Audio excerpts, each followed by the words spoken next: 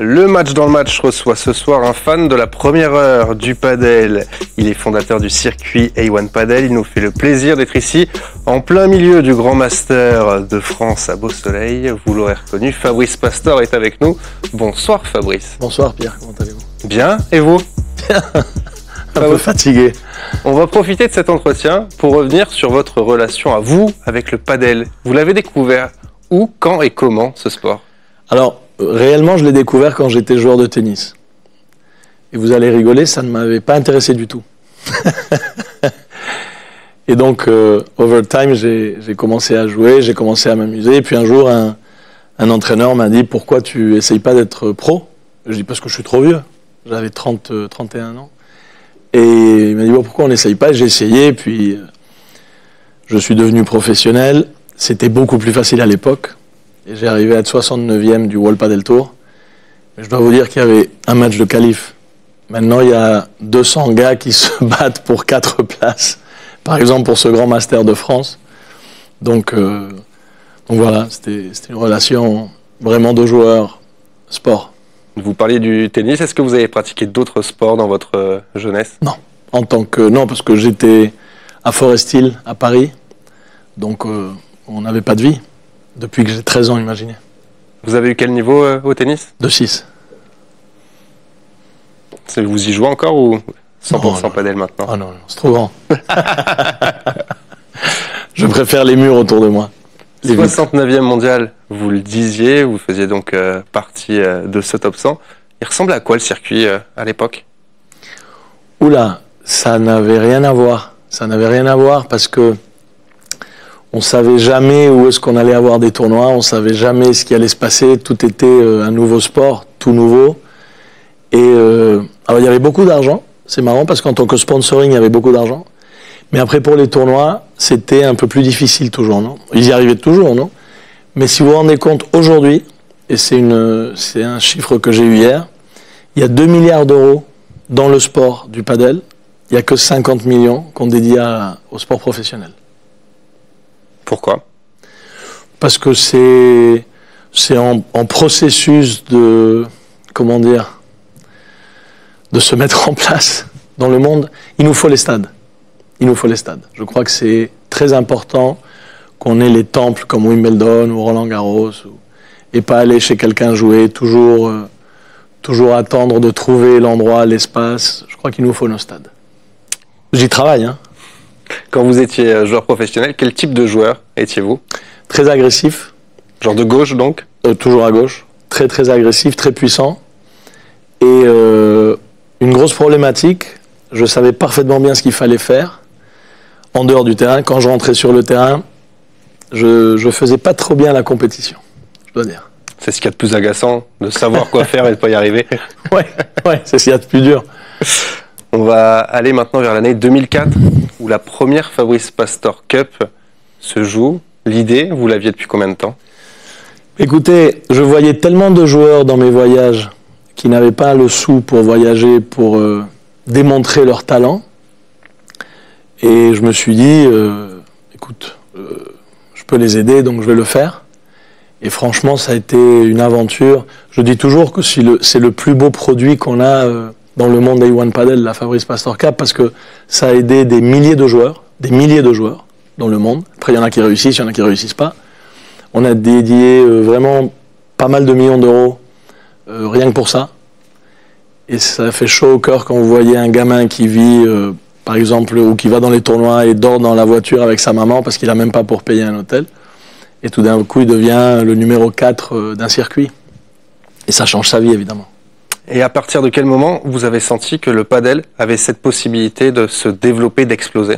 Le jour où j'ai vraiment joué le sport pendant les 2-3 premiers mois, je me suis rendu compte que chaque fois que quelqu'un venait faire un match ou essayer, c'était à vie. Il gardait le sport pour toujours. Et pourquoi, à votre avis, ça a mis plus de temps en France que dans d'autres pays? Moi, je ne pense pas qu'en France, ça a mis plus de temps. Je pense que la France nous doit des joueurs professionnels. Il y en a un, mais je veux dire des top joueurs professionnels. Je crois que les joueurs, aujourd'hui, professionnels français, sont professionnels, mais jusqu'à un certain point. C'est-à-dire ils sont contents avec ce qu'ils ont. C'est ça ce que je ressens. Après peut-être ils vont se fâcher avec moi, mais ça fait quand même pas mal d'années que je connais pas mal de joueurs français. Et je ne sais pas si c'est un manque de coaching ou d'entraînement. Maintenant, je crois que c'est global, donc que tout le monde peut aller en Espagne ou en Argentine pour apprendre des nouvelles façons de travailler.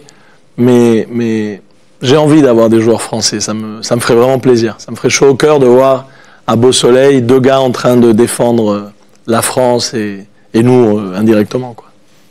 Vous lancez finalement votre circuit en 2020, avant de l'appeler A1 Padel, ça s'appelait l'APT, l'APT pour l'America Padel Tour. Comment elle est venue, cette volonté de lancer un circuit? Écoutez, j'avais déjà essayé une fois, ça n'avait pas marché, parce qu'on avait fait un essai avec pas mal de joueurs de l'autre circuit. On a été trahis, et donc ça a été très difficile pour moi, parce que je faisais partie de ce monde. Et donc, après réfléchir, je me suis dit, je vais lancer un circuit avec aucun joueur, de scratch, de zéro. Et c'est ce qu'on a fait. Et on a bien fait, évidemment, puisqu'aujourd'hui, je crois qu'on est le circuit définitif mondial. Et c'était APT parce que c'était American Padel Tour. Donc on avait tout le bloc américain où on jouait partout. Et puis très rapidement, on nous a sollicité en Afrique et aussi en Europe. Et puis bon, on a grandi et les Yankees nous ont amenés à changer de APT Padel Tour à A1 Padel. C'était donc en 2020, en pleine pandémie. Comment vous avez géré cette période? Écoutez, on a démarré à Mérida au Mexique. Après, on a fait Acapulco avec toutes les stars du tennis mondial. Donc, je me rappelle qu'il y avait Nadal, il y avait Zverev, enfin il y avait plein de Wawrinka, il y avait plein de joueurs intéressant, Goffin, bon, il y avait des joueurs, il y avait Hugo Nice. Donc, franchement, ça a été un moment où les joueurs de padel qui étaient en train de regarder des stars de tennis au même endroit où se jouait le tennis, parce qu'ils nous ont permis de construire le terrain au Princess Hotel, qui est l'hôtel du tennis là-bas. Je sais pas, ça a été la splendeur, tout d'un coup. Et puis, on s'est tous fait, le monde s'est arrêté à cause de ce maudit Covid. On n'a jamais fait, comme tous les autres sports, 50% sur le prize money. On a maintenu le 100% pour que les joueurs aient des sous pour survivre, parce que ça a été quand même une période horrible et très difficile. Et puis après, on a attendu la fin de la pandémie et on a redémarré. L'APT est devenu A1 Padel à partir de 2023. En quoi ce changement de nom, il a marqué un virage pour vous? Écoutez, Yankee Global Enterprises est rentré dans A1 avec un tout petit pourcentage, puisque je veux être le propriétaire, j'espère, jusqu'à la fin de mes jours. Et donc, écoutez, tout change. New York, la plus grosse marque mondiale, ou l'une des 2 plus grosses marques mondiales dans le monde du sport. J'ai appris tellement de choses du président Randy Levin, et j'ai vu ce qu'on devait vraiment faire pour grandir, et on l'a fait, et on est sur le chemin. Il y a un an, TV Monaco devenait diffuseur officiel du circuit A1 Padel, avec un grand moment. Avec la diffusion du CMB Monaco Padel Masters. C'était il y a quasiment un an, jour pour jour. Un an après, on est en plein Grand Master de France à Beau Soleil. Quand est-ce que A1 revient à Monaco, Fabrice? Ça sera la finale, c'est le 27 juillet, donc ça sera du 17 au 27 juillet. Monseigneur, le prince Albert II m'a fait le grand honneur de le mettre sous son haut patronage. Donc on est au même niveau que la Formule 1 ou que le Rolex Masters. Et on fait un événement d'une autre planète. Il y aura trois cours de padel sur le port. Il y aura un endroit bien spécifique avec un village commercial, mais un terrain pour l'activation et pour que tout le monde puisse jouer au padel. Le stade. Alors il n'y a plus de loge présidentielle, il y a une loge princière maintenant. Donc j'espère qu'il va m'inviter. On rigolait là-dessus. Et après il y a un terrain pour les VIP et pour les joueurs, où les VIP vont avoir un moment de convivialité avec les grands joueurs de padel mondial. Et si vous réfléchissez à ça, ça n'arrive dans presque aucun sport. Vous pouvez descendre au paddock en Formule 1, mais vous n'êtes pas avec les pilotes, enfin, ou pas toujours, ou pas souvent. Loin. Loin, toujours loin. Donc là, ça va être un moment, je crois, complètement différent, et ça passe d'être un master, et ça va devenir le CMB Monaco Grand Master, donc c'est le grand chelem du padel.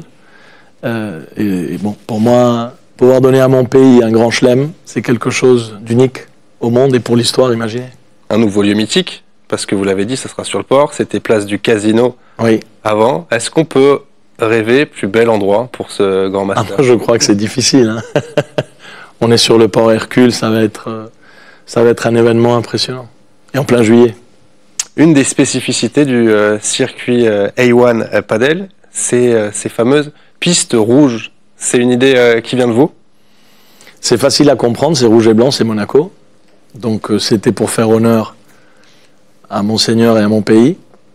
Et ça me fait très plaisir. Et les gens, Adidas, le CEO d'Adidas, me disait, du padel, me disait impossible que le logo soit... peut-être on a une raquette qui est sortie. Et le chief designer en Allemagne est tombé amoureux du logo, est tombé amoureux du terrain rouge. Et donc on a eu, ce que peut-être vous allez annoncer maintenant, mais on a notre logo avec Adidas, c'est quand même quelque chose d'exceptionnel. Parlons-en. Ça a pris combien de temps à signer ce partenariat? Ça a été assez rapide. Quand j'ai vu le CEO de All for Padel, qui est le padel dans le monde pour Adidas, il m'a presque pas dit bonjour, il m'a dit « I want to be A1 Padel ». Donc ça s'est fait assez rapidement. Puis après, comme vous connaissez bien l'histoire, les contrats, les avocats toujours sont là pour compliquer les choses. Donc on a mis un peu de temps. Mais là, on a la raquette qui est sortie hier, en vente dans 59 pays dans le monde. Donc c'est la raquette officielle du circuit A1 Padel, Adidas A1 Padel. Ça, c'est aussi un rêve. Il y a eu une autre grande nouvelle ces dernières semaines? Il y en a eu beaucoup, oui, mais il y en a une qui va révolutionner, je crois, le monde du padel. Et c'est We Are 54, la société qui a créé Live Golf, avec le fonds saoudien, le fonds souverain saoudien et Aramco. Et donc, ils rentrent dans un padel. On a signé à Miami. C'est un rêve. C'est un rêve et c'est un espèce de turbo. Je crois qu'en 5 ans, en 1 an, on va faire ce qu'on aurait dû faire en 5 ans. Il n'y a pas de second semestre sur le calendrier parce que c'est eux qui vont l'annoncer. Donc je passe la main sur tout ce qui est organisation, événementiel. Et puis on est avec je crois, si c'est pas les meilleurs du monde, c'est un des 2 meilleurs au monde pour l'événementiel. L'an dernier, ce sont Tolito Aguirre et Gonzalo Alfonso qui avaient terminé à la première place du circuit A1. Depuis le début de la saison, on les voit sur un autre circuit. Vous regrettez ce départ? Je crois que quand vous avez des joueurs comme eux, Gonzalo Alfonso, je l'ai sorti d'un trou, et Tolito, et qui tout d'un coup décide de partir, je crois qu'à la fin, c'est mieux pour nous. Ils sont empêchés de jouer sur A1 Padel pendant 3 ans, parce qu'ils ont rompu un contrat. Et puis après, il y a tout l'aspect légal qui s'est mis en marche. Mais non, je pense qu'il faut être avec les gens qui croient dans le projet, qui nous veulent bien. Et les gens qui nous veulent comme ça, c'est mieux qu'ils soient ailleurs. Parmi les grands noms du circuit A1, il y a notamment Tito Ayemandi qui a été champion du monde à 2 reprises. Il a 44 ans, une grande expérience. Vous échangez beaucoup avec les joueurs pour savoir ce qui pourrait être amélioré, changé sur le circuit? Écoutez, j'ai toujours expliqué que pour moi, c'est un circuit avec les joueurs, pour les joueurs. Il y a 2 jours, on a eu une réunion avec tous les joueurs qui étaient ici au tournoi. Et c'est quelque chose d'exceptionnel. On a eu 16 joueurs qui sont venus de l'autre circuit. Pas 1 ou 2, 16 du top 120. Et ce qui est fabuleux, et ce qu'ils ont remarqué, et d'ailleurs, il y en a un qui a voulu en parler, il a dit à tous ces co-joueurs, écoutez, on peut pas le croire que vous ayez le président ici et qu'on parle de ce qu'on doit faire, comment on doit faire, de la stratégie. Donc, ils ont beaucoup apprécié. Et je crois que des fois, on se rend pas compte de tout le travail qu'on fait pour eux et avec eux. Mais je crois que c'est exceptionnel. Je dis toujours qu'on est comme une énorme famille et c'est invincible. Depuis sa création, le circuit A1 a cette réputation d'être une pépinière pour les jeunes talents. Parmi eux, notamment, il y a Juan Zamora, celui que l'on surnomme Coquito. On est allé sur ses traces pour un reportage à retrouver sur toutes les plateformes de Télé Monaco. C'est un jeune qu'on sent très très ambitieux. Racontez-nous un petit peu comment il est au quotidien. Écoutez, on dirait que c'est un gars de 40 ans, il a 16 ans. C'est impressionnant. Je crois qu'il a une tête vraiment privilégiée. Il sait exactement ce qu'il veut faire. Il a une stratégie très très marquée. C'est comme si je parlais avec un ami de mon âge. Mais je crois que c'est un des gros talents mondiaux. Parce qu'à 16 ans, aujourd'hui, ils ont perdu en en quart de finale. Mais franchement, je crois qu'il a un futur impressionnant. Et d'ailleurs, je vais vous le dire, c'est comme ça sera une première. Je pars d'ici et on a une signature, lui et moi, et il reste joueur à un padel pour 4 ans plus 1, qu'on signe juste après l'émission, ce soir. Une des ambitions, justement, de ce circuit A1 Padel, c'est d'accompagner ces jeunes, de les trouver très tôt pour les amener le plus haut possible. Oui, pas que les très très jeunes, hein. on a de tout, hein. On a de 16 ans à 44 ans. Donc, on parlait de Tito et Mandy tout à l'heure. Mais il y en a pas mal de joueurs. Et alors il y a plusieurs contrats, mais il y en a un très spécial qui est 4 plus 1, et c'est un contrat que fait Monte Carlo International Sport pour guider un peu plus un certain nombre de joueurs. Après, il y a le contrat du circuit, où il y a toute une équipe impressionnante qui aide vraiment tous les joueurs dans tout ce qu'ils ont besoin. Ils nous posent des questions légales ou des questions avec les marques, quoi accepter, quoi négocier. Donc vraiment, comme je vous disais, c'est une grande famille. J'ai eu We Are 54 qui sont été ici en principauté pendant 3 jours. Ils m'ont dit, écoutez, on est dans le golf, on est dans la Formule 1, on n'a jamais vu, dans le tennis, puisqu'il y a le livre, ils disent, on n'a jamais vu un président être dans les bras de tous les joueurs. Et je leur disais, à la fin, je suis un joueur de plus pour eux. Donc je crois que c'est là où est une relation très spéciale. On a beaucoup vu, lu et entendu ces dernières semaines, ces derniers mois, des tensions chez Premier Padel, avec notamment une grève de nombreux joueurs. Qu'est-ce qui rend les choses si compliquées dans le padel, dans les hautes instances? Écoutez, moi je crois je crois qu'ils sont en train de vivre une guerre civile, hein, parce que ça n'a pas été qu'un tournoi, ça a été 2 tournois. Ils ont sauvé le 3e par miracle le dernier jour. D'ailleurs, ils ont mis 2 jours de plus d'inscription parce qu'ils étaient en train de négocier. Que les premiers 100 joueurs du ranking n'aillent pas à 2 tournois, je l'avais jamais entendu de ma vie. Donc il y a vraiment un gros problème.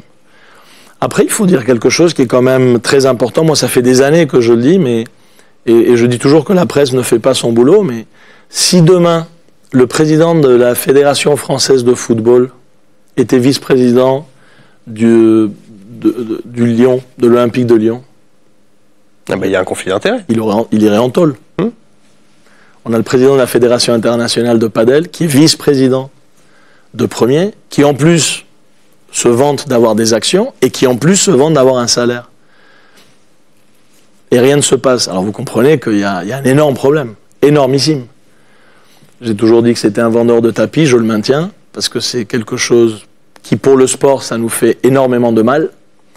Et je crois que la Fédération italienne de tennis a une grande responsabilité, puisque c'est quelqu'un qui travaille pour le président Binaghi, ou avec le président Binaghi, et c'est de là sa grande force. Mais je crois que notre sport en souffre énormément, puisqu'ils en font une affaire. Et je crois qu'il faut d'abord faire grandir le sport, comme on fait depuis A1 Padel, et puis on verra après. Mais pour l'instant, il faut installer le sport partout où il le faut. Alors comme je vous disais, le problème, c'est un problème d'argent, de contrôle. Vous ne pouvez pas faire signer des contrats de 25 ans. Enfin, il faut être complètement imbécile pour signer un contrat de 25 ans. Surtout à des gars de 35. Enfin, donc je crois que les anciens du padel nous font beaucoup plus de mal que du bien. C'est des gens à très court terme. Toutes les grandes stars qui étaient mes idoles, c'est des gens qui ont voulu beaucoup de sous très vite. Et ça a faussé énormément la croissance et le futur du padel. Donc on est en guerre Mais moi, je suis en guerre que depuis 12 ans. Quels vont être les objectifs d'A1 Padel sur l'année 2025 qui s'annonce chargée pour vous? We are 54, enfin, mais ça va être déjà le deuxième semestre. Vous allez voir leur carte de présentation et d'une autre. On l'aura quand le calendrier? On travaille dessus tous les jours. C'est pour ça que je suis sans voix, parce que je parle. On a des réunions qui durent 7-8 heures. J'espère au plus tard d'ici un mois. Mais je crois que beaucoup de surprises et de moments surprenants et d'accélération dans le temps, où on aurait mis beaucoup plus de temps à réussir des choses, vont arriver. Et je pense que franchement, ça va être ce qui va changer la donne pour qu'on soit le seul circuit. On suivra ça avec attention. Bien sûr, sur avec TV Monaco. Diffuseur officiel exclusif en France et à Monaco du circuit A1. Merci beaucoup, Fabrice, d'avoir été notre invité. Merci à vous de nous avoir suivis. On se retrouve demain à la mi-journée pour la finale du Grand Master de France à Beau-Soleil. Ce sera sur TV Monaco avec Benjamin Lamy et Jérémy Scatena aux commentaires. Excellente soirée à toutes et à tous.